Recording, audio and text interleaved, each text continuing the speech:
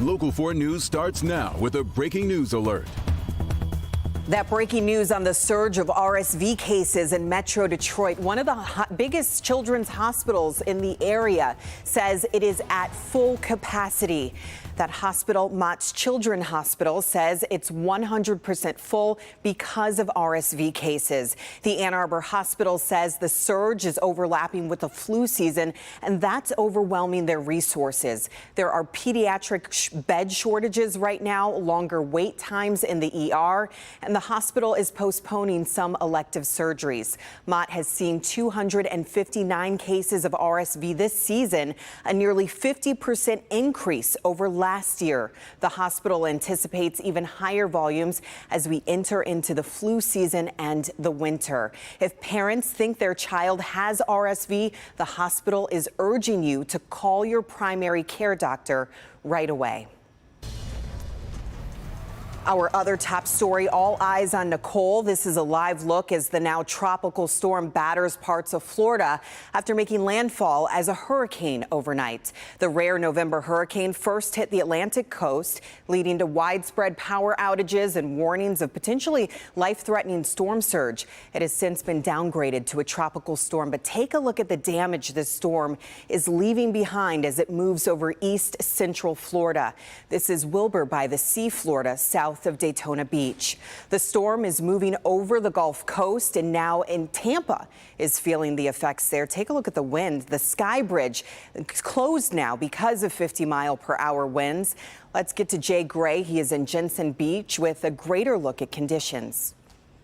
Hey there, and look, a big change in conditions from overnight and early morning as this storm pushes through Florida and into Georgia. I want to show you, though, the waves are still big here, building, and just huge rollers moving into the coastline here.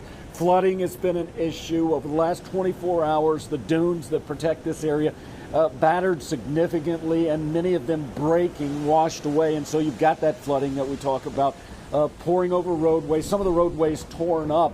And then you've got water into businesses and homes as well.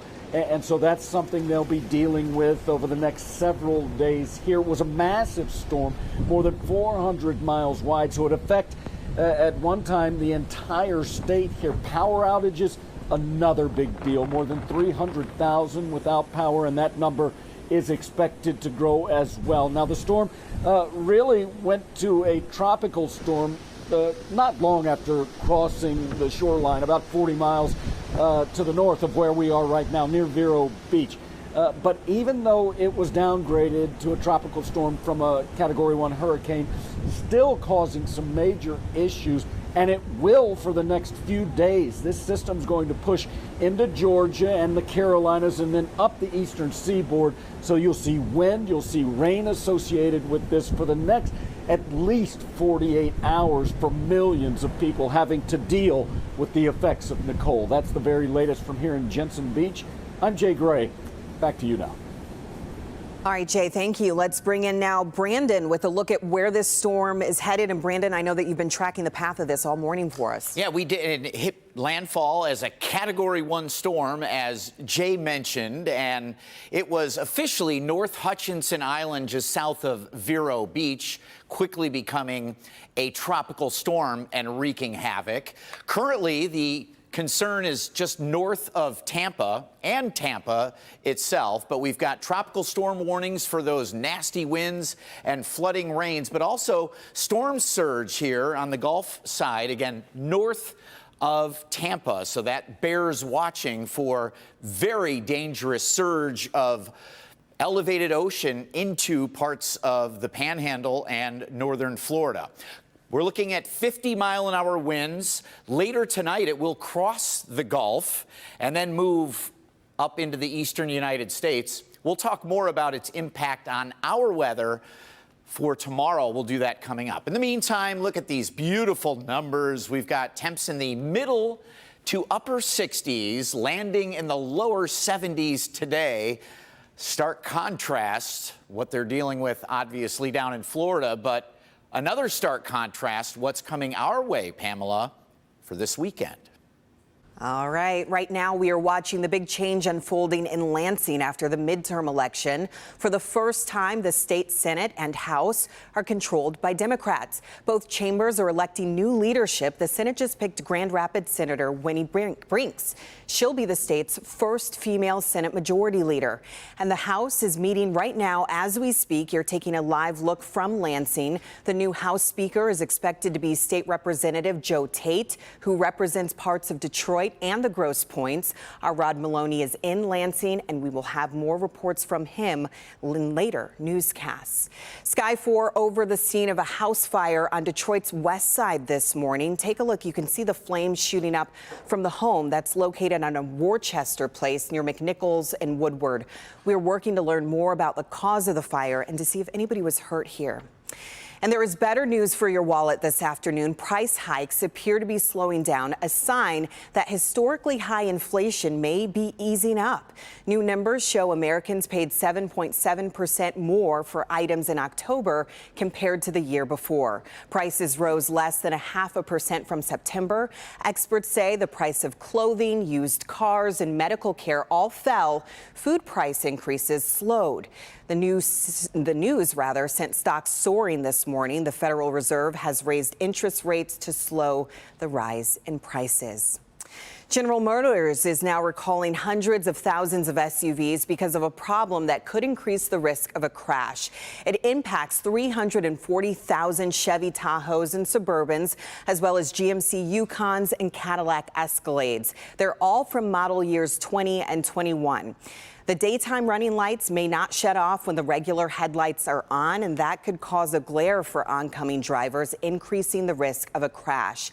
Dealers will start notifying impacted drivers in the next month. All right, issues like inflation and recalls are always important to the Help Me Hank team. And every week, our Hank Winchester, he's going out into the community to talk directly to our viewers. Hank is live at Sam's Place in Belleville for us this afternoon. And Hank, what are you hearing from people today? Hey, Pamela, first of all, I got to tell you, we're loving Sam's Place here in downtown Belleville, a great family-owned, all-American restaurant. And what was wonderful about today is that we promoted that we were going to be here today, this morning on Local 4 News Today. And viewers came out because they have consumer issues they need solved. Take a look at some of the video. We had a great conversation with one woman in particular.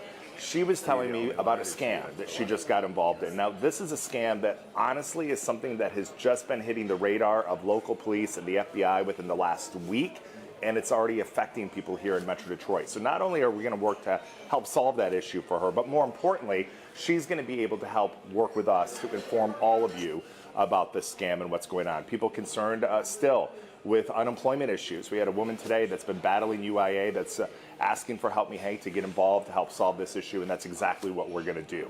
So great conversations here today in Belleville, but if you didn't have an opportunity to make your way here, don't worry, we're going somewhere new every single week. But you can also get in touch with me directly in the Help Me Hank team. There are many different ways you can contact us, and I want to hear directly from you. If there's a consumer issue, a problem, something you just want to get off your chest, understand that that's what I'm here to do. I'm here to work with you to help solve the problems in your life. So thankful for Sam's Place for letting us enjoy the conversation today and the good food.